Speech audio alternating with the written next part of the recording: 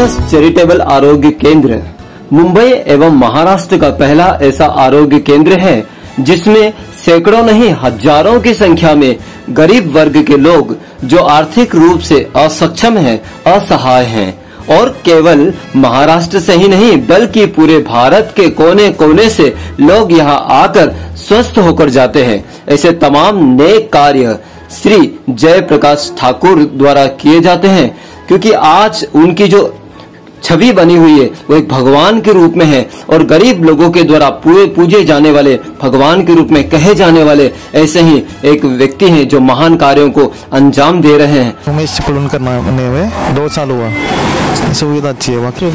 ठाकुर जी का जो योगदान है, यहाँ पे आने के बाद जो महात्मा ज्योतिबा फुले का जो यहाँ पे स्कीम चल रहा है, 12 डायलिसिस यहाँ पे हमको फ्री मिलती है, जिसका खर्चा अगर आप बाहर जाएंगे तो कम से कम 15 से 20 हजार रुपये आता है। तो वो हिसाब से यहाँ पे हम लोग को फ्री होने से क्या होता है कि हमारा जो आर्थिक जो है वो थोड़ा बहुत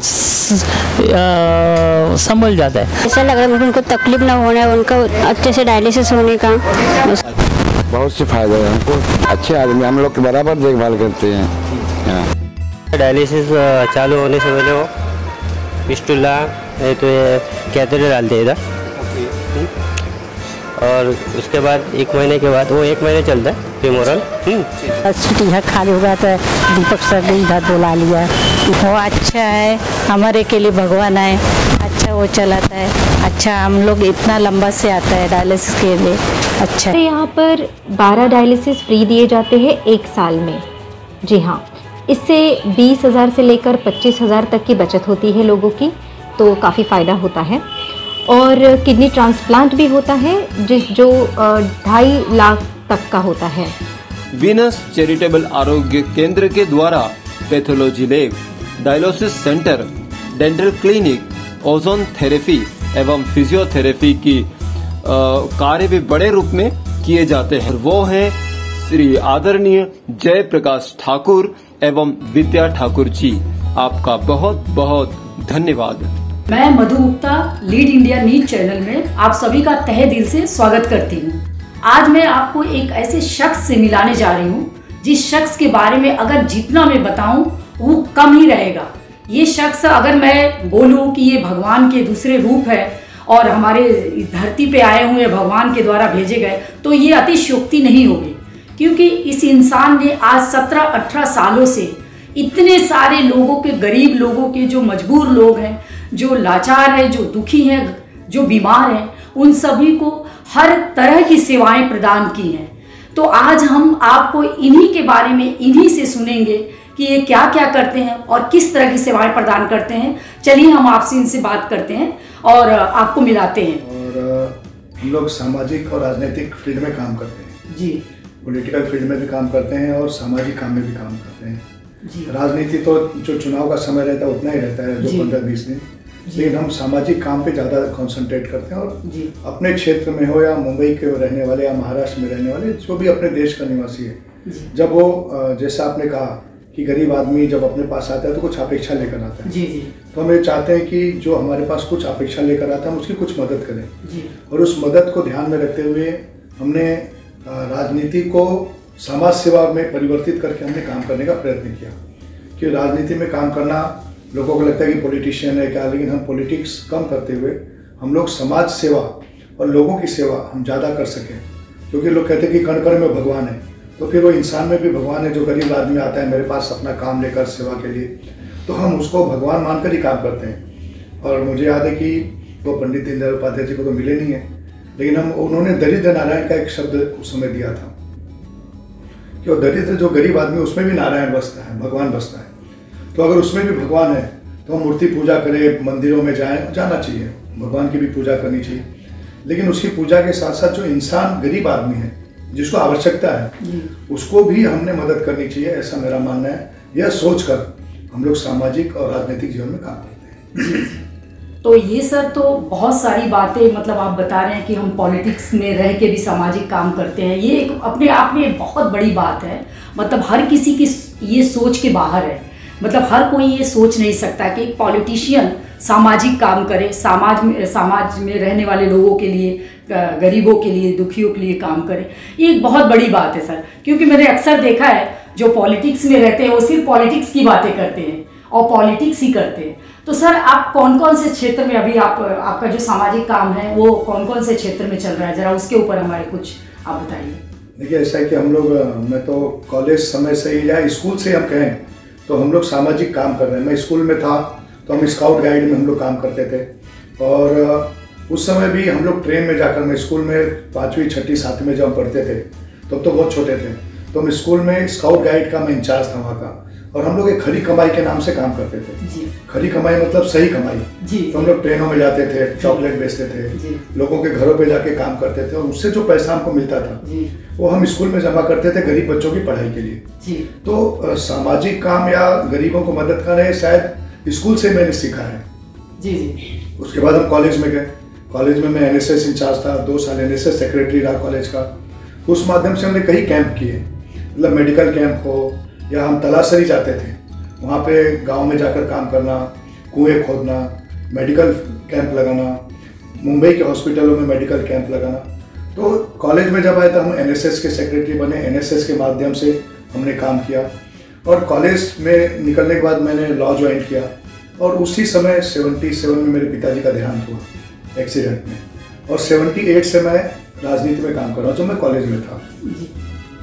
और उस समय युवा मोर्चा के माध्यम से मैं भारतीय जनता पार्टी से जुड़ा, और तब से लेकर आज तक 78 से अभी 41 साल से हम लोग सामाजिक और राजनीतिक फील्ड में मैं काम कर रहा हूँ।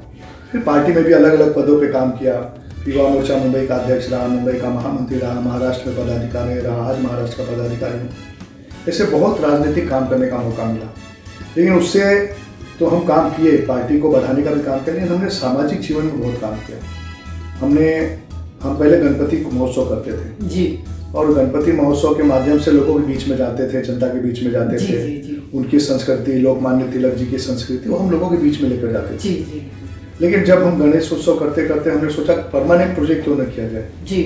तब हमने लोगों के लिए परमानेंट प्रोजेक्ट के नाते हमने गोरेगांव में ही अपना जो हमारा कार्य क्षेत्र है मलाड गोरेगांव, वहाँ पे हमने एक मेडिकल सेंटर शुरू किया जी। और जो वीनस कल्चरल एसोसिएशन हमारा एक NGO है, हमारा एक ट्रस्ट है, NGO काम करता है जो 82 से काम कर रहा है जी। करीब आप समझिए 38 साल से ये संस्था हमारे मुंबई में हम लोग काम कर रहे हैं जी। और इस संस्था के माध्यम से हम लोग एजुकेशन में, मेडिकल में, स्पोर्ट्स में और कल्चरल ऐसे 4 फील्ड में हम लोग काम करते हैं। सर मैं सबसे पहले ये जानना चाहती हूँ कि जो आपका वीनस हॉस्पिटल है, वीनस फैकल्टी है, उसके क्या क्या सुविधाएं हैं और किस तरह से सुविधाएं दी जाती है लोगों को, जरा प्लीज उसके बारे में हमें बताएं। देखिए वीनस कल्चरल एसोसिएशन पिछले 78 से काम कर रहा है, और लेकिन हमने इसका जो रजिस्ट्रेशन था 82 में करा है जब ट्रस्ट का। और NGO आज पूरे मुंबई में, महाराष्ट्र में और जहाँ जहाँ आवश्यकता पड़ती है हमारा NGO काम करता है।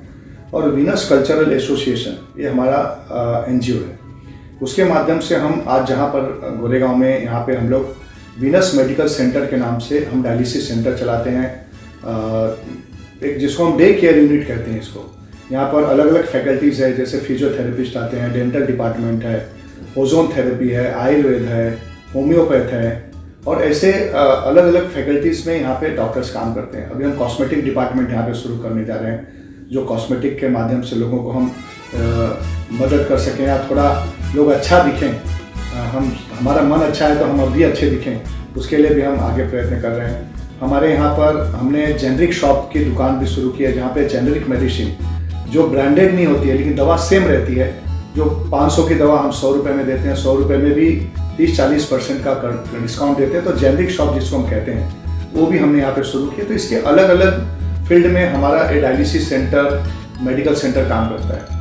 और विशेष हम कहें अगर कॉन्सेंट्रेट करते हैं तो हम यहाँ पे डायलिसिस पेशेंट के ऊपर ज़्यादा कॉन्सेंट्रेट करते हैं। पिछले 15 साल से हमारा डायलिसिस सेंटर यहाँ पर चलता है, और इस डायलिसिस सेंटर में हम 15 मशीन के माध्यम से 3 शिफ्ट में लोगों की डायलिसिस करते हैं, सुबह, दोपहर और शाम को। ऐसे 3 शिफ्ट में हम डायलिसिस सेंटर के माध्यम से जो गरीब पेशेंट है, मैं आपको बताऊं तो इतने गरीब हैं कि उनके घर पे राशन नहीं है भरने के लिए, लेकिन उनको डायलिसिस करना है तो उनके पास पैसे नहीं रहते हैं। तो ऐसे गरीब पेशेंट को हम फ्री डायलिसिस करते हैं। फ्री का मतलब क्या है, तो उनको डायलाइजर, ट्यूबिंग, इंजेक्शन, ब्लड, चाय नाश्ता, एथ्रोपेडिन इंजेक्शन, आयरन इंजेक्शन, सभी चीज़ फ्री है हमारे यहाँ। एक बार पेशेंट का एडमिशन हुआ तो जब तक मेरे इस वीनस कल्चरल एसोसिएशन पे या वीनस मेडिकल सेंटर पर उसका डायलिसिस चलता है तब तक उसको फ्री डायलिसिस होता है। जैसे बहुत गरीब पेशेंट है, मतलब झोपड़पट्टी में रहने वाले, स्लम में रहने वाले, ऐसे बहुत गरीब पेशेंट है जिनका हम लोग डायलिसिस करते हैं। और मैं हमेशा कहता हूँ कि हम मानते हैं कि कण कण में भगवान है,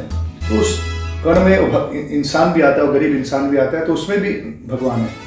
मैंने पहले कहा कि पंडित दीनदयाल उपाध्याय जी को तो मैं नहीं मिला, लेकिन वो हमेशा दरिद्र नारायण की बात करते थे कि सबसे नीचे का जो व्यक्ति है उसको अपग्रेड करो, उसको ऊपर उठाओ। तो ऐसे गरीब आदमी को मदद करने की आवश्यकता है। हम सब मिलकर, मैं समाज का भी धन्यवाद करता हूँ कि आज डायलिसिस सेंटर के माध्यम से हम लोग करीब 13,500-14 हज़ार डायलिसिस करते हैं साल के, और टोटल फ्री करते हैं। मैं उन दानदाताओं का भी बहुत बहुत धन्यवाद करता हूँ जो मुझे मदद करते हैं इस डायलिसिस सेंटर चलाने में। कभी भी एक व्यक्ति कुछ नहीं कर सकता है। मुझे अगर कहें कि कृष्ण ने गोवर्धन उठाया था एक ही उंगली पर, लेकिन गोपी जो उनके साथ थे उन्होंने डंडे भी लगाए थे अपने जी। तो एक उंगली पर कृष्ण ने तो उठाया गोवर्धन, लेकिन उसके साथ जो डंडे लगाने वाले गोवर्धन को उठाने वाले गोपी जो थे, वो भी गोपी जो थे कृष्ण के साथ, वो भी बहुत इम्पोर्टेंट, वाले जिनको हम वाले थे, वो भी बहुत इम्पोर्टेंट है। ऐसे भले वीनस सेंटर में चला रहा हूँ, लेकिन मेरे साथ जो इसको स्तंभ को थामने वाले लोग हैं वो बहुत लोग हैं मुंबई में, तो उनका भी मैं अपने दानदाताओं का, सहयोगियों का, विशेष करके जय कुमार गुप्ता जी का, जिन्होंने इस डायलिसिस सेंटर को शुरुआत कराया, फिर अलग अलग संस्थाएं जो हमारे साथ जुड़ी हुई हैं, फिर लायंस क्लब होगा, अलग अलग संस्थाओं के माध्यम से हम जुड़े हुए हैं। मेहरलोन वाले होंगे, फिर ऐसे बहुत लोग जुड़े हैं जो हमको मदद करते हैं। कई छोटे छोटे काम करने वाले लोग हैं वो हमको मदद करते हैं। तो मैं चाहता हूँ कि और लोग जुड़े, और ये जो डायलिसिस सेंटर है जहाँ पर हम गरीब लोगों को मदद करते हैं, इस माध्यम से ज़्यादा से ज़्यादा लोग जुड़े। आपका भी मैं धन्यवाद करता हूँ कि आपने इस माध्यम से लोगों तक पहुँचेंगे।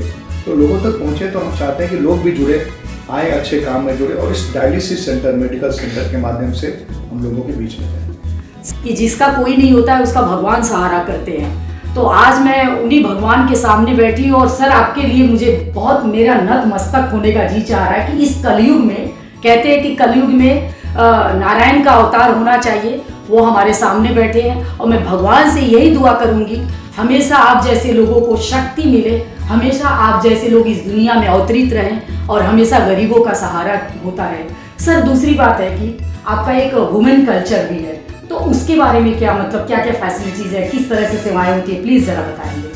सबसे पहले तो मैं बता दूं कि हम लोग भगवान नहीं है, न मुझे भगवान बनना है। हम इंसान रहे, अगर अच्छा इंसान भी है तो भगवान ने हम सबको भेजा है। सर भगवान क्या होता है? भगवान एक इंसान का रूप होता है जो कुछ लोगों को अपनी सेवाएं देते हैं, गरीबों की मदद करते हैं, वही भगवान होते हैं। भगवान वही होता है। भगवान को हमने नहीं देखा है, हमने आपको देखा है, तो हम तो आपको ही समझते हैं सर। आप इतने लोगों को, 13,000 लोगों को डायलिसिस देना मुफ्त में, फ्री में, ये कोई छोटी बात नहीं है सर, ये बहुत बड़ी बात है। तो सर अभी प्लीज़ वो वुमेन कल्चर के बारे में बताएं। बहुत बहुत धन्यवाद। हम सब मिलकर लोगों की सेवा करें तो हमारी इंसानियत ही सबसे बड़ी भगवान को देन है, भगवान की देन है इंसानियत, हम लोगों की सेवा करें। और जैसा मैंने कहा कि मेडिकल सेंटर के माध्यम से लोगों की जो हम लोग मदद करते हैं, वो विषय थोड़ा एक दो विषय जो है कि हम लोग जो सीनियर सिटीजन है, वरिष्ठ नागरिक, सीनियर सिटीजन को हम लोग फ्री मेडिसिन देते हैं जिनके संभालने वाला कोई नहीं है उनके घर में। तो उनको जैसे बीपी की दवा है, ब्लड प्रेशर की है, डायबिटीज़ की दवा है, ऐसे जो वरिष्ठ नागरिक हैं, और मैंने जैसा कहा कि उनको कोई संभालने वाला नहीं है, ऐसे लोगों को भी हम लोग फ्री मेडिसिन देते हैं हमारे यहाँ से। आपने जो महिलाओं का आपने कहा कि जी महिलाओं के बारे में, तो हमारे संस्था पिछले कई वर्षों से, करीब 17-18 वर्षों से हम लोग जो विडोज़ हैं, जो विधवा महिलाएँ हैं या घर काम करती हैं या जिनके पति है लेकिन काम नहीं कर पाते, बीमार रहते हैं, ऐसी महिलाओं को हम लोग अन्नदान के माध्यम से मदद करते हैं। जो हमारा यहाँ का समाज है, गोरेगांव मलाड के समाज के बहुत से दानदाता हैं, उनसे हम मदद लेकर फिर भारत विकास परिषद हो या परमार्थ हो या अलग अलग संस्थाएं जो हैं, ऐसे लोग भी हमको मदद करते हैं। जब हम उन घरों में पहुँचते हैं अन्नदान के माध्यम से, तो उसमें दाल है, चावल है, गेहूँ है, नमक है, घी है, शक्कर है, फिर त्योहारों के दिन उनको फिर रवा, मैदा, ऐसा करके हम लोग साल भर उन गरीबों तक पहुंचने की कोशिश करते हैं जिनको आवश्यकता है। तो ऐसे करीब करीब हमारे पास 600 साढ़े 600 महिलाओं का आई कार्ड बनाया है हमने, उनको कार्ड दिए हैं और अभी 200 महिलाएं हमारे वेटिंग में हैं। वैसे 800 महिलाओं को हम लोग अन्नदान के माध्यम से प्रत्येक महीने 400 का ऐसा स्लॉट करके हम प्रत्येक महीने अन्नदान का कार्यक्रम करके महिलाओं को मदद करते हैं। फिर उन महिलाओं को मेडिकल फील्ड में, एजुकेशन के लिए भी हम मदद करते हैं। बाप रे, ये मतलब इतनी बड़ी बात है सर कि इस तरह से आप सेवाएं सुविधाएं प्रदान कर रहे हैं। ये बहुत छोटी बात नहीं है, बहुत बड़ी बात है।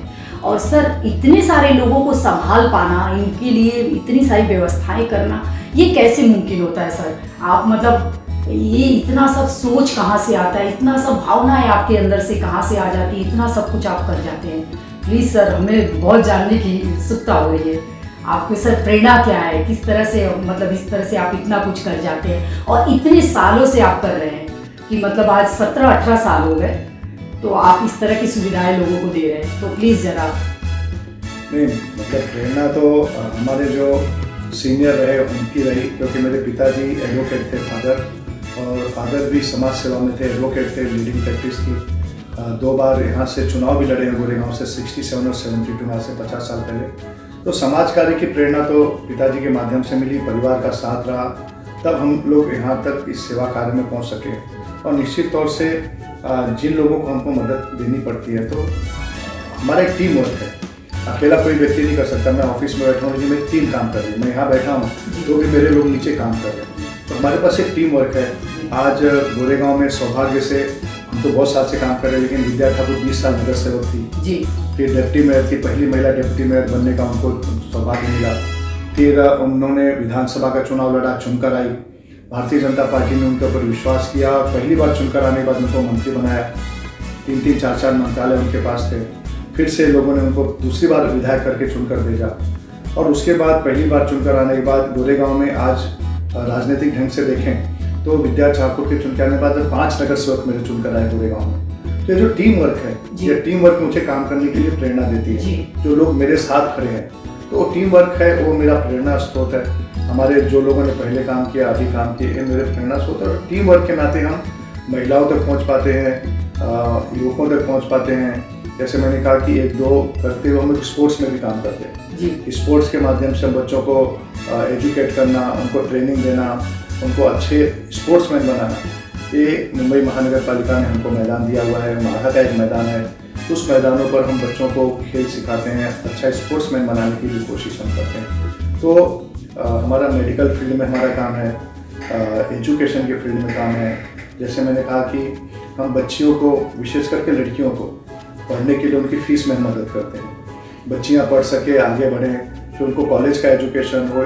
तो जो गरीब बच्चियां हैं, स्लम में रहती हैं, लेकिन उनके पास पैसे नहीं पढ़ने के लिए, तो ऐसे बच्चियों को हम सिलेक्ट करते हैं, या जो हमारे पास आते हैं तो उनको भी हम एजुकेशन के लिए मदद करते हैं। तो फिर एजुकेशन का फील्ड हो, मेडिकल का फील्ड हो या स्पोर्ट्स हो, उसी तरह कल्चरल एक्टिविटी भी हम लोग करते हैं। हमारे 4 फील्ड में हम लोग काम करते हैं, जैसा मैंने बताया। तो कल्चरल एक्टिविटी के माध्यम से हम संत ज्ञानेश्वर पुरस्कार देते हैं 3 साल पर। माननीय अटल बिहारी वाजपेयी जी, पहली बार हमने कवि प्रदीप जी को हमने सत्कार किया था, जिन्होंने मेरे वतन के लोगों जरा याद करो कुर्बानी, आओ बच्चों तुम्हें दिखाएं झांकी हिंदुस्तान की, देख तेरे संसार की हालत क्या हो गई, भगवान कितना बदल गया इंसान। ऐसे हजारों गीत लिखे कवि प्रदीप ने, और उन कवि प्रदीप का सत्कार हमने मलाड में किया था। तब अटल बिहारी वाजपेयी जी 13 महीने के लिए प्रधानमंत्री बने थे, उसके बाद 5 साल के लिए बने। तो अटल जी उस कार्यक्रम में आए थे। फिर उस कार्यक्रम के माध्यम से हम हर 3 साल पर पुरस्कार देते हैं। पिछली कार्यक्रम में माननीय राजनाथ सिंह जी आए थे, हमारे जो सीएम रहे ऐसे देवेंद्र फडणवीस जी आए थे, और हमने उस माध्यम से कल्चरल एक्टिविटी इस समाज में बढ़ाने का हम काम करते थे। ऐसे मेडिकल, स्पोर्ट्स, एजुकेशन और कल्चरल, ऐसे 4 फील्ड में हमारी संस्था काम करती है। तो मतलब सर, अगर मैं कहूँ कि बेटी बचाओ बेटी पढ़ाओ का अगर जो नारा है पार्टी का, वो नारा यहाँ पे बिल्कुल सटीक साबित हो रही है, तो कोई अतिशयोक्ति नहीं होगी। सर, आप इतना कुछ कर रहे हैं, मतलब अभी तो ज़रूरत भी नहीं है कि आप सर आगे क्या करने वाले हैं, लेकिन फिर भी मैं पूछती हूँ कि कुछ फ्यूचर के भी प्लान बन रहे हैं आपके, कि कोई और कुछ आप कर रहे हैं, करना चाह रहे हैं, तो ज़रा उसके बारे में कोई प्रकाश डालें। देखिए, अभी जो हमारी एक्टिविटी है उसको हम धीरे धीरे एक्सपांड कर रहे हैं। मतलब उसी में जैसे हमने जब डायलिसिस सेंटर शुरू किया था आज से 15 साल 16 साल पहले, तब हमारे सिर्फ 5 मशीन थी। फिर उसके बाद हमने और 4 मशीन लेकर 9 मशीन किया, फिर और हमने 6 मशीन लेकर उसको 15 मशीन पर लेकर आए। तो एक्सपांसन और इम्प्रूवमेंट तो चलता रहता है जैसे जैसे समाज की आवश्यकता होती है और जैसे जैसे हमारे पास डोनर्स मिलते हैं, जैसे मददगार हमको मिलते हैं और उस माध्यम से हम लोग एक्सपांसन करते रहते हैं। फिर चाहे स्पोर्ट्स हो, चाहे कल्चर हो, चाहे मेडिकल एक्टिविटी हो, चाहे एजुकेशन एक्टिविटी हो, तो निश्चित तौर से हम वो काम करते हैं।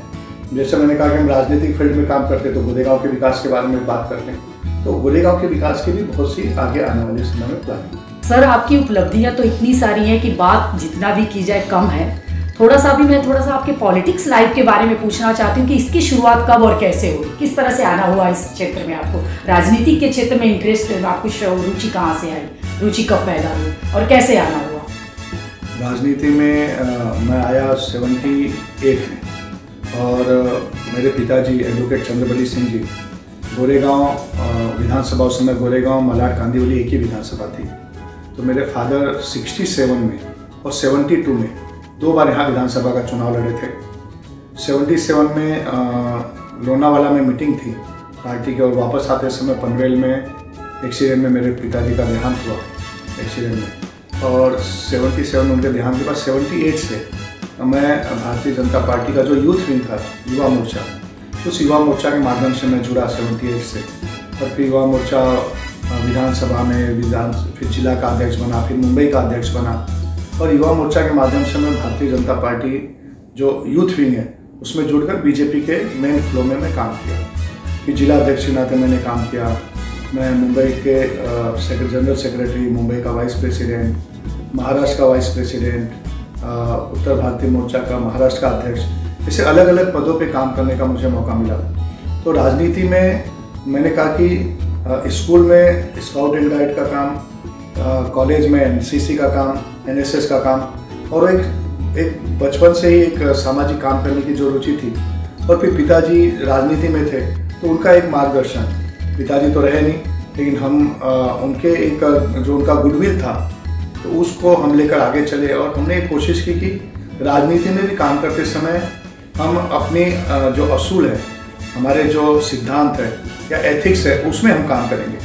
और हम आप गोरेगांव में अगर आप घूमेंगे या मलाड में घूमेंगे तो हमारे बारे में मैं बोलूँ उससे अच्छा लोग बोले वो ज़्यादा योग्य होगा कि हम लोग कैसे राजनीति में काम करते हैं। तो किसी को न सताते हुए, किसी गरीब हो या अमीर हो, सभी को मदद करने का एक हमने ध्येय लिया है। किसी का काम नहीं होता होगा तो उसको बता देंगे कि भाई आपका काम इस तरह से कठिन है, लेकिन किसी को सताना, किसी को परेशान करना, किसी को दुख देना, ये सब काम हमने अपनी राजनीति में किया है और आगे भी नहीं करना है। तो पॉलिटिक्स एक अच्छे काम का जगह है, उसको कई लोग गलत यूज़ करते हैं। कई लोग पैसा बनाने के लिए करते हैं, कई लोग जैसे कहा कि सिर्फ राजनीति करते हैं, समाज सेवा नहीं करते हैं। तो हमने उससे थोड़ा हट कर काम करने की कोशिश की है। आज विद्या ठाकुर आमदार के नाते, मिनिस्टर के नाते उन्होंने काम किया है। तो हम राजनीति में एक स्वच्छ राजनीति हो, स्वच्छ छवि की राजनीति हो और राजनीति के माध्यम से लोगों की सेवा हो, इस ध्येय को लेकर हम चलते हैं।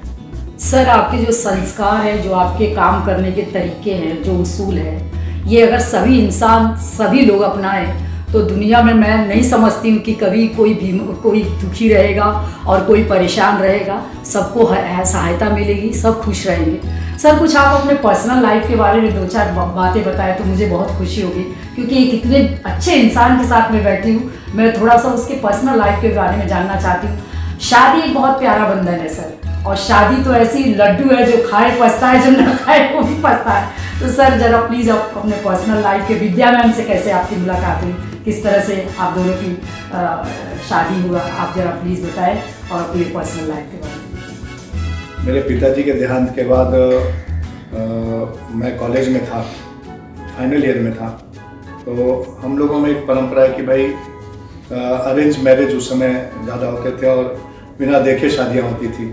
तो कोई देखने का विषय नहीं था। हमारे चाचा थे, उन्होंने तय किया शादी, और उन लोग अंधेरी रहते थे। उनका भी पॉलिटिकली परिवार था, वो भी भारतीय जनसंघ से जुड़े हुए थे, हमारा भी परिवार भारतीय जनसंघ से जुड़ा हुआ था। तो हमने तो कोई देख कर शादी का उस समय विषय नहीं था, लेकिन जब परिवार ने तय किया तो हमने हाँ बोला, वहाँ से भी हाँ बोला गया। और शादी के बंधन में हम बंधे। और मैं पॉलिटिक्स में कॉलेज जब छोड़ा तब ज्वाइन किया, लेकिन विद्या ठाकुर का हाउस वाइफ थी और घर पे जो महिलाएं काम करती वैसे वो भी काम करती थी, खाना बनाना, खाना खिलाना और घर की जो भी काम रहते थे, शादी ब्याह, मतलब वो सब एक हाउस वाइफ की जो जवाबदारी थी वो विद्या ठाकुर अपना निभाती थी। और मैं बिजनेस में, मेरे व्यवसाय में, मेरा कंस्ट्रक्शन का काम उस समय भी था, आज भी प्रॉपर्टी का काम है मेरा, हॉस्पिटल है और अलग अलग कामों में हम लोग काम करते हैं। तो विद्या ठाकुर तो उस समय हाउस वाइफ थी। लेकिन 92 में मैं चुनाव लड़ने वाला था कॉर्पोरेशन का, लेकिन उस समय महिला रिजर्वेशन आ गया और जो हमारी सीट थी मैं लड़ने वाला तो लेडीज़ हो गई। तो लेडीज़ हो गई तो हमारे जो महिला कार्यकर्ता थे उनको हमने रिक्वेस्ट किया तो लेकिन कोई तैयार नहीं हुआ। फिर राम नाईक जी ने बोला कि जयप्रकाश ठाकुर, एक हमारी महिला कार्यकर्ता ने राम नाईक को बोला कि विद्या ठाकुर को, जयप्रकाश ठाकुर से बाइकोला सामना निवडणूक लड़ाया। तो राम नाईक जी ने हमको कहा, तो फिर विद्या पहले तो तैयार नहीं थी, फिर कोई नहीं मिला तो उनको चुनाव लड़ाया गया और जीत गई और लगातार 4 बार महानगर पालिका में चुनकर आई। तो राजनीतिक जीवन में हमने पॉलिटिक्स में भारतीय जनता पार्टी के संगठन का भी काम करता था। मैं चुनाव भी लड़ा हूँ कांदीवली मालूनी से, लेकिन मैं चुनाव जीत नहीं पाया। लेकिन विद्या ठाकुर 4 महानगर पालिका का चुनाव लड़ी, चारों जीती, अच्छे वोटों से जीती। और उस समय हमने गोरेगांव के विकास के लिए बहुत काम किया, गार्डन बनाना हो, मदद करना हो लोगों को। तो 4 चुनाव जीतने के बाद लोगों ने देखा कि विद्या ठाकुर बहुत अच्छा काम कर रही है। और कहते हैं ना कि बिल्ली के भाग से छीका टूटा, एक कहावत है। तो उसमें शिवसेना भारतीय जनता पार्टी की युति टूटी महाराष्ट्र में और विद्या ठाकुर को चुनाव गोरेगांव में लड़ना पड़ा। और यहाँ पे तो बड़ी तगड़ी लड़ाई थी, लेकिन गोरेगांव करके लोगों ने जो मदद की, गोरेगांव करके लोगों ने जो हमारे को विश्वास व्यक्त किया विद्या ठाकुर पर। विद्या ठाकुर पहली बार विधानसभा लड़ रहे थे और जीत गई। जीतने के बाद पार्टी ने इतना विश्वास किया, उनको सीधा मिनिस्टर बनाया और 5 साल उन्होंने मंत्री के नाते गोरेगांव के विकास के लिए काम किया। उसमें विकास तो बहुत हुए हैं, राजनीतिक ढंग से देखें या जनता के ढंग से देखें तो फिर स्वतंत्र वीर सावरकर फ्लाईओवर ब्रिज का एक्सटेंशन का काम हो, फिर राम मंदिर के स्टेशन के बगल में मृणाल गोरे फ्लाईओवर का ब्रिज का काम हो, CRZ का काम हो, रास्तों का काम हो, ईस्ट में कैटल मार्केट को हटाकर हमने BST डेपो 90,000 स्क्वायर फीट जमीन सरकार की BST को दिलाई और आज वहाँ BST डेपो बना है। तो ईस्ट का कंजेशन कम हुआ है। वहाँ पे एक DP रोड हमने पास किया 60 फुट का, जो स्टेशन से लेकर आरे तक जाएगा तो वहाँ का ट्रैफिक कम हो जाएगा। फिर हमने यहाँ पे जो नाट्यगृह का काम रुका हुआ था, जिसको हम कहते हैं कि एक सपना था कि लोगों का अपना नाट्यगृह हो गोरेगांव का, तो वो काम शुरू हुआ है और अभी वो शिफ्टिंग होकर नाट्यगृह का काम शुरू हुआ है। टोपी वाला मार्केट का पुनर्विकास का काम चल रहा है। मैटर्निटी होम का काम, जो प्रसूति गृह का काम बंद पड़ा था, वो विद्या ठाकुर ने चालू कराया। आपको सबसे बड़ा काम जो हुआ कि ओशिवड़ा में स्टेशन आने वाला था और मैं 15-16 साल से सुन रहा था कि स्टेशन आएगा, लेकिन विद्या ठाकुर के चुनकर आने के बाद 2.5 साल के अंदर हमने वहाँ पे स्टेशन लाया। और सबसे बड़ी बात रही कि पूरे देश में पहला एक राम मंदिर के नाम से स्टेशन बना, मेरे गोरेगांव में बना, तो उसका नाम राम मंदिर रखा गया स्टेशन का। वो एक बहुत बड़ी उपलब्धि थी। और एक उपलब्धि हमने गोरेगांव में, आज अगर आप गोरेगांव से जाते होंगे तो हार्बर लाइन अंधेरी तक थी जी, उसको गोरेगांव तक लाने का काम जब पीयूष गोयल थे तो हमने किया, उसका उद्घाटन भी विद्या ठाकुर और पीयूष गोयल ने किया। तो इस तरह से बहुत से विकास के काम, तो मैं गटर नाला पाइपलाइन की बात नहीं कर रहा हूँ, मैं बात कर रहा हूँ जो लोगों को दिखता है और जो लोगों ने देखा है वो कामों का। तो इस तरह से गोरेगांव के विकास में हमने राजनीतिक ढंग से उसका काम किया। मैं इस चैनल के माध्यम से मैडम विद्या ठाकुर जी को तहे दिल से उनका अभिनंदन करती हूँ और उनका सत नमन करती हूँ कि इतने सारे काम उन्होंने इतने कम समय में किया। सर, ये कोई मतलब बहुत आसान बात नहीं है।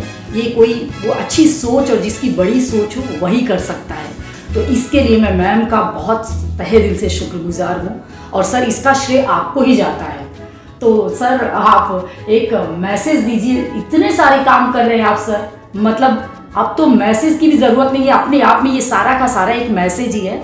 लेकिन सर, एक लास्ट में आपसे ये पूछना चाहती हूँ कि अभी आप क्या चाहते हो, आपका क्या मैसेज है, आपको किस तरह की मतलब कोई हेल्प की या किसी सपोर्ट की ज़रूरत है, वो आप अगर है तो मुझे शेयर कीजिए सर। सबसे पहले मैं तो आपके चैनल का धन्यवाद करता हूँ कि आपने लोगों तक इस बात को पहुँचाई है। मैं लोगों से ही कहना चाहता हूँ कि जुड़िए, समाज के साथ जुड़िए, देश के साथ जुड़िए। और देश पहला है, फिर पार्टी है, फिर मैं हूँ, हमारा एक सिद्धांत है। तो पहले देश के साथ जुड़िए, क्योंकि बहुत आवश्यकता है कि देश की प्रगति करना। और नरेंद्र मोदी जी के नेतृत्व में, अमित शाह जी के नेतृत्व में, राजनाथ सिंह जी के नेतृत्व में देश प्रगति कर रहा है। और हमने देखा कि आर्टिकल 370 हो, 35A हो, ट्रिपल तलाक का विषय हो या नागरिक सुधार का बिल हो, अलग अलग कामों के माध्यम से हमने देखा होगा कि देश में प्रगति हो रही है। और आज कश्मीर में 370 हटने के बाद भी कितनी शांति है, कोई एक भी गोली चलाने की आवश्यकता नहीं पड़ी। राम मंदिर का विषय 450 सालों से चल रहा था कि राम जन्मभूमि में राम का मंदिर बने। उस विषय को बहुत अच्छे से टैकल करके सुप्रीम कोर्ट का जजमेंट आने के बाद अब राम जन्मभूमि पे काम चल रहा है। तो मजाक में हमको कांग्रेस वाले पूछते थे कि भैया मंदिर भव्य बनाएंगे लेकिन तारीख नहीं बताएंगे। तो मैं उनको भी बताना चाहता हूँ कि भैया मंदिर भी भव्य बनेगा और तारीख भी बता देंगे। तो एक मजाक की बात है, लेकिन आज इन सब इशू को, पूरे देश के इशू को लेकर अगर काम हो रहा है तो हम देश के साथ जुड़े, देश के विकास के साथ जुड़े। और आप लोग जुड़िए।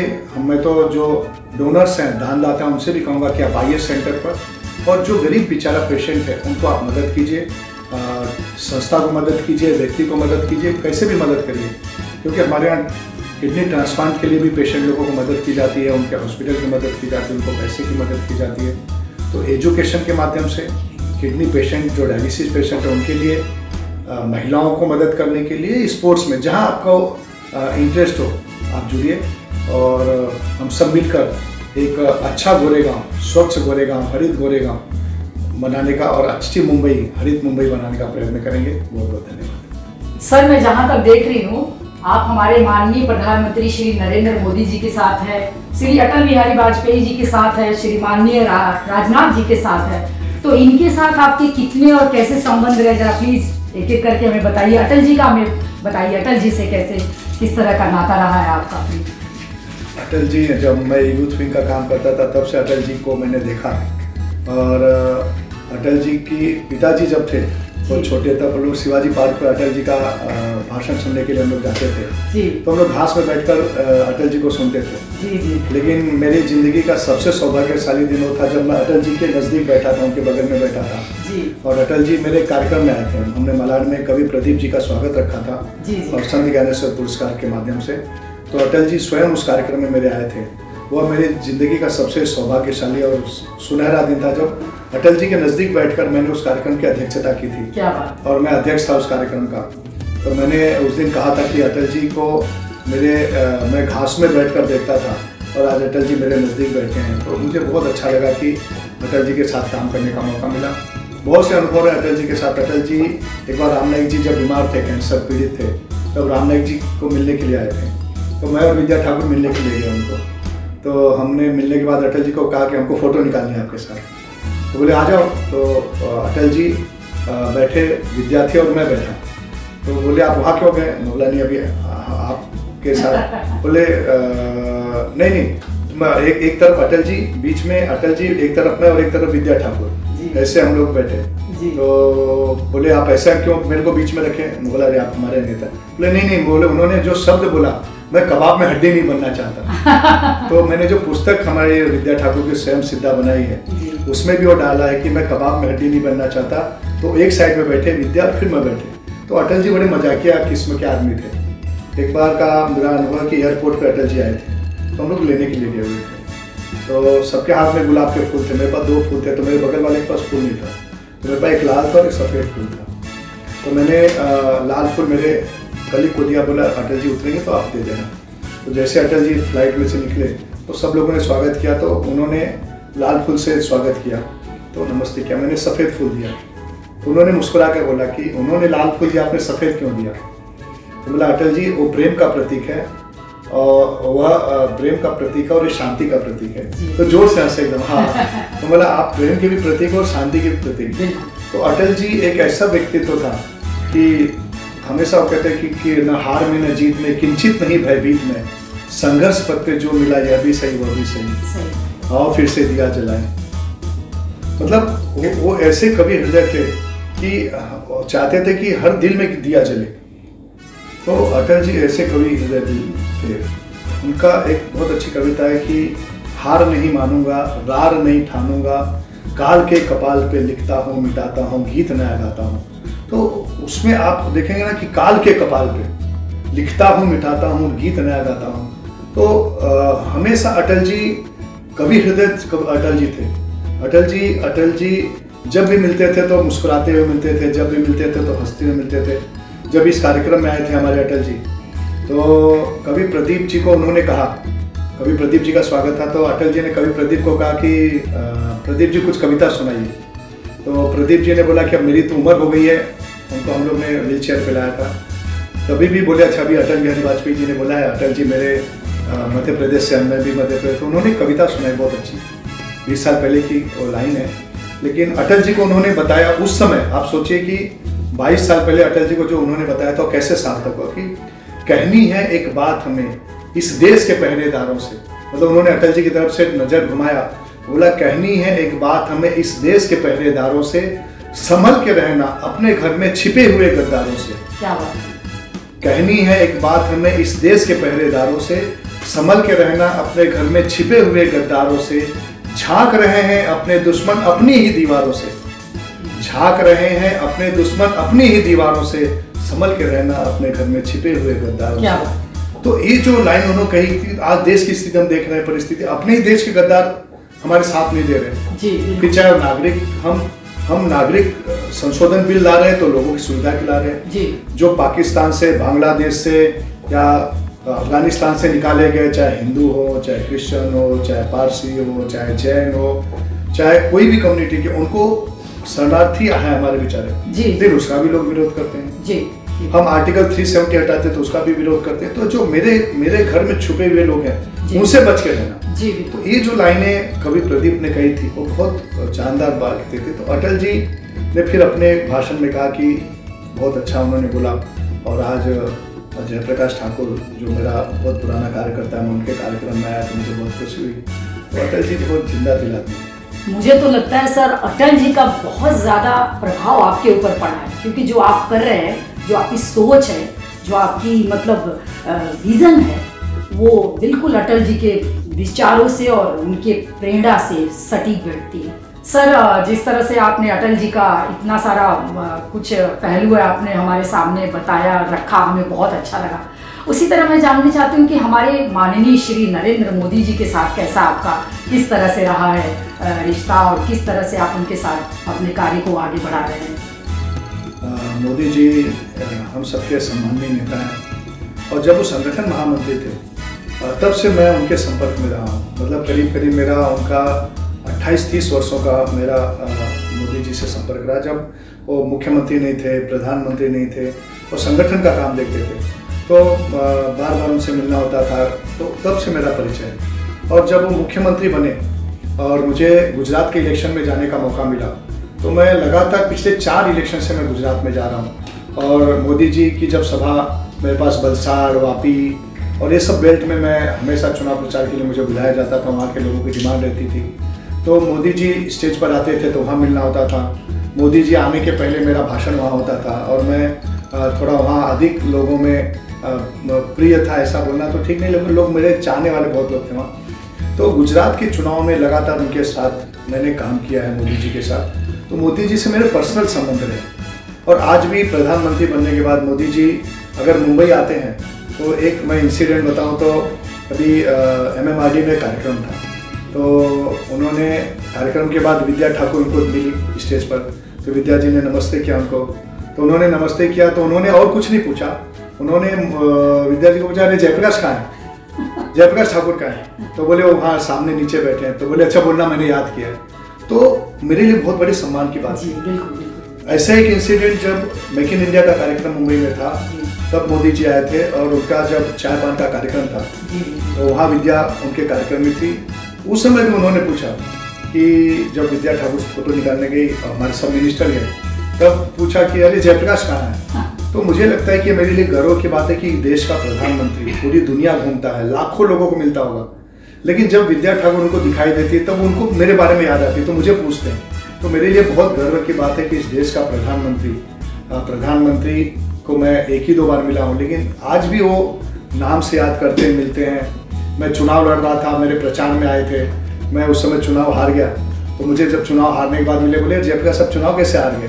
तो मेरे कंधे पे हाथ रखा, बोला कोई बात नहीं, अगली बार प्रयत्न करना। तो एक जो प्यार उनका था तो वो प्यार हमारे साथ मिला। तो आज भी मैं नरेंद्र मोदी जी का बहुत सम्मान करता हूँ क्योंकि उनका प्यार मिलता है। राजनाथ सिंह जी हैं या राम नाईक जी हैं। राजनाथ सिंह जी का मेरा परिचय करीब 30 वर्ष हो गया। जब छोटे लेवल पे, बहुत लेवल पे काम करते थे, उत्तर प्रदेश में काम करते थे, मुंबई आते थे, तो एक धीरे धीरे पारिवारिक रिश्ता बना और आदरणीय राजनाथ सिंह जी का आशीर्वाद हमेशा रहा, उनका मार्गदर्शन हमेशा रहा, उनके काम की शैली हम लोग देखते रहे, उनके बोलने की शैली से हमने कुछ सीखा।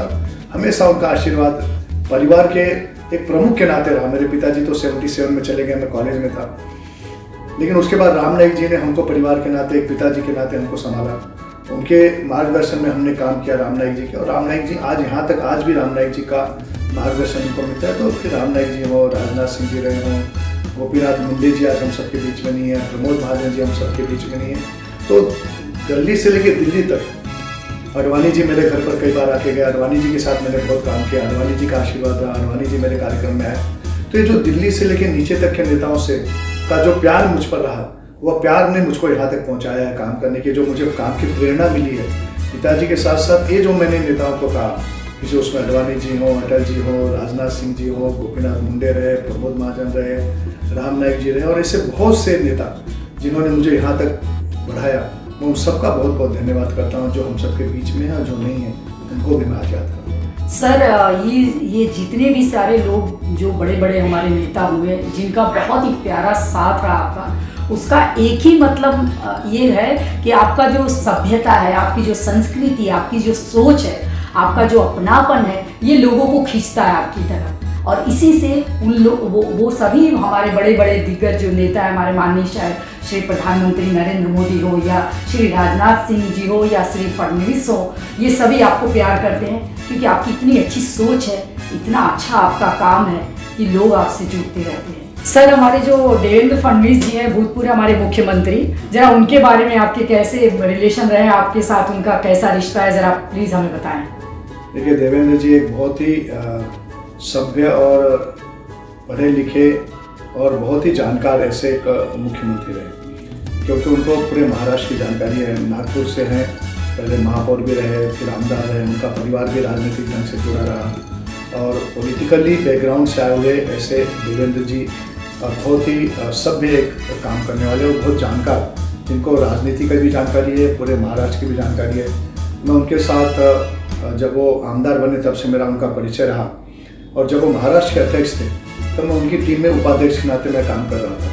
तो 4 साल लगातार भारतीय जनता पार्टी की टीम में उनके साथ काम करने का मुझे मौका मिला, और हमेशा उनका मार्गदर्शन हमको रहा, मुझे कैसे काम करना, महाराष्ट्र के बारे में जानकारी देना। तो देवेंद्र जी का आशीर्वाद तो मैं बहुत ज़्यादा हो जाएगा, लेकिन उनका प्यार या उनकी शुभेच्छा हमेशा हम लोगों के साथ रही। विद्या ठाकुर जब पहली बार चुनकर आई तो देवेंद्र जी ने उनको अपने मंत्रिमंडल में लिया, और मंत्रिमंडल में उनके पास 4 मिनिस्ट्री उन्होंने दी थी, और 4 मंत्रालय पहली बार चुनकर आए हुए आमदार को देना। तो उन्होंने एक विश्वास जो व्यक्त किया हमारे परिवार पर या विद्या ठाकुर पर या हम पर, तो मैं देवेंद्र जी का हमेशा आभार मानूंगा। और उन्होंने 5 साल तक विद्या ठाकुर को भी मार्गदर्शन किया और हम लोगों को भी मार्गदर्शन दिया। तो देवेंद्र जी का मैं हमेशा आभारी रहूँगा, क्योंकि राजनीति में संगठन हो या शासन हो, दोनों में उन्होंने हमको साथ दिया। तो देवेंद्र जी का मैं बहुत बहुत आभार मानता हूँ। बहुत बढ़िया सर, आपके मतलब इस तरह के विचार जो हैं ये सभी के लिए प्रेरणा के स्रोत हैं। अब हमारे सर जाते जाते मैं थोड़ा सा अपने लीड इंडिया न्यूज़ चैनल के बारे में आपसे कुछ चाहती हूँ, कुछ 2 लाइनें आप कहें तो हमें खुशी होगी। देखिए, लीड इंडिया को मैं बहुत बहुत धन्यवाद करता हूँ और आभार भी मानता हूँ, क्योंकि चैनल एक ऐसा माध्यम होता है जो लोगों की आंखें होती है। हम कुछ चीज़ें सुन लेते हैं लेकिन देख नहीं पाते हैं। तो आपके चैनल के माध्यम से जब लोगों तक मुंबई का विकास, महाराष्ट्र का विकास या मुंबई की समस्या या मुंबई के विषय को लेकर जब आप लोगों के बीच में जाते हैं, तो लोगों तक आपके माध्यम से विषय को पहुंचाने का काम आप करते हैं। तो मैं हमेशा कहता हूं कि जो न्यूज़ चैनल है या मीडिया है, यह जो 4 स्तंभ हैं देश के, उसका एक स्तंभ होता है, और मीडिया उसमें से निकल जाए तो सब चीज़ कोलैप्स हो जाएगी, फिर लोग मनमानी करेंगे, लोगों को डर नहीं रहेगा। एक मीडिया लोगों के, मैं डर का माध्यम नहीं बोलूँगा, लेकिन लोगों को लगता है कि भाई हम कोई गलत करेंगे तो मीडिया उसको उजागर करेगा। तो अच्छे कामों को लोगों के बीच में लेके जाना, अच्छे लोगों का पहचान बनाना, अच्छे लोगों के बारे में जानकारी देना। मुझे याद है कि जब हम सीएम चषक हमने किया था उस समय भी आपने बहुत अच्छे ढंग से मुख्यमंत्री चषक की बात आपने लोगों तक पहुंचाई थी। और विद्या ठाकुर के चुनाव के टाइम राजनाथ सिंह जी की रैली का आपने बहुत अच्छे ढंग से लोगों के बीच में पहुंचाया था। और दीपक ठाकुर हो या जयप्रकाश ठाकुर हो, विद्या ठाकुर हो या भारतीय जनता पार्टी के जो लोग भी हैं, तो लीड इंडिया मेरे परिवार का सदस्य है, ऐसा मैं आपको मानता हूं, क्योंकि आप पारिवारिक मित्र हैं हमारे। और हम गलत करेंगे तो हमें भी आप बताओगे, मैं सही करूंगा तो लोगों के बीच में लेकर आप जाएंगे। तो लीड इंडिया पूरी जो टीम है आपकी, वो टीम एक बहुत अच्छा काम कर रही है और एक जन जागरण के माध्यम से आप लोगों के बीच में जाते हैं। तो मैं मानता हूं कि लीड इंडिया को मेरी बहुत बहुत शुभकामनाएं। आप आगे बढ़ें और सही न्यूज़ लोगों को बताएं, अच्छी चीज़ें लोगों को तक बताएं। हम कभी कभी बहुत नेगेटिव न्यूज़ में चले जाते हैं, लेकिन नेगेटिव न्यूज़ को थोड़ा कैसे मैनेज करना मुझे मालूम नहीं, लेकिन हम सही खबरों को दिखाने का लोगों को काम करें और वो काम आप करते हैं। देखिए, चैनल तब अच्छा बनता है जब उसको चलाने वाला अच्छा होता है। जी बिल्कुल। रवि यादव जी एक अच्छे इंसान हैं, अच्छे व्यक्ति हैं और लोगों के बीच में जुड़े रहते हैं, क्योंकि न्यूज़ चैनल चलाना इतना आसान नहीं होता है। और आप रवि यादव जी आज सामाजिक ढंग से लोगों को उनमें बहुत अच्छा संपर्क है। उनका एक स्वभाव जो है, एक मिलनसार स्वभाव है। मैंने कई बार उनसे बात की है, मिला हूँ, कभी भी एग्रेसिव होकर, गुस्से होकर कभी उनको मैंने बात करता हुआ नहीं देखा है। तो जब मिलते हैं तब मुस्कुराते हुए मिलते हैं, जहाँ मिलते हैं मुस्कुराते हुए मिलते हैं। तो बहुत कम ऐसे चैनल के लोग होंगे, नहीं तो उनको बड़ा एटीट्यूड होता है। रवि जी में एक सबसे बड़ी खासियत है, उनके कोई एटीट्यूड नहीं है कि मैं बहुत बड़ा आदमी हूँ, मैं चैनल चलाता हूँ तो मैं ऐसा करूँगा, मैं वैसा करूँगा। तो ऐसा जो उनकी सबसे बड़ी खासियत, उनका स्वभाव, उनका नेचर, और उसी के कारण लीड इंडिया निश्चित आगे जाने वाले समय में एक अच्छा, आज चैनल अच्छा है लेकिन और आगे बढ़े, ऐसी मैं रवि जी को बहुत बहुत शुभकामना देता हूँ। और उनके स्वभाव के कारण लोगों के बीच में जाते हैं, लोगों से मिलते हैं, तो ये स्वभाव ऐसे ही रखें, ऐसी भी मैं उनको बहुत बहुत शुभकामना देता हूँ। सर, आपसे बात करके इतना अच्छा लगा, मन नहीं भरता कि आपसे बातें बंद करूं, लेकिन समय की पाबंदी है, बात बंद करना पड़ेगा। लेकिन सर, आप जाते जाते आपसे बहुत सीख लिया हमने लाइफ का, बहुत कुछ सीखने को मिला। ये बहुत बड़ी उपलब्धि है हमारे जीवन में। और सर, यूं ही आपका सब अच्छा से सारा ये संस्थाएं चलती रहें, आप अच्छे से सब वर्क करते रहें, यही हमारी दिल से दुआ है। भगवान से प्रार्थना है आपको लंबी उम्र मिले, आप सभी स्वस्थ रहें और अच्छा रहें और हमें आशीर्वाद। आपसे विदा लेती हूँ, आगे फिर हम आपसे मिलेंगे। इतनी सारी अच्छी अच्छी बातें करने के लिए आपका बहुत बहुत धन्यवाद।